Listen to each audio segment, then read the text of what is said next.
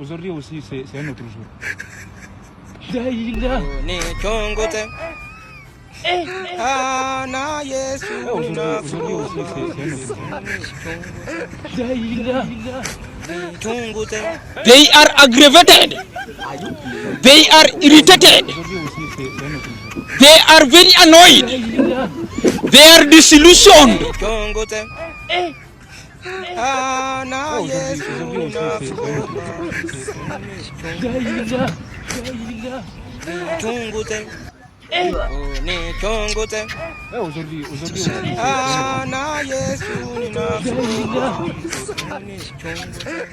Ndio niambia utampeleka pale. Mbona hujampeleka leo twende? Nitakupeleka mwanangu. Sio ni mtoto wangu peke yangu. Usijali.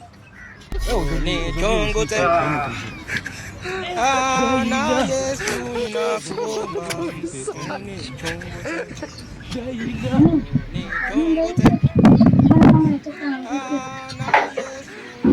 Wewe nasema mimi baba mwenye nyumba. Sasa ndio hapo mcho. Leo lazima nilewe sasa hivi. Nasema na wanisikia. Wewe lakini mbona unataka kuacha pombe? Nakuuliza send ebileti. Lia pombe yangu. Kwanza kwa nini unataka kuacha pombe? Mimi nakuuliza. Nitakuja kukunywa hiyo pombe. Sikiliza. Afadhali pombe ni sumu na kwanza ndani. Niona tu. Kiko kwapi? Mkeka nini lete kwanza alafu ndio tuendelee. Sana na pombe. Wewe unafikiri pesa ngapi? Wanipenda mimi wapenda pombe. Wewe hapa ndani au?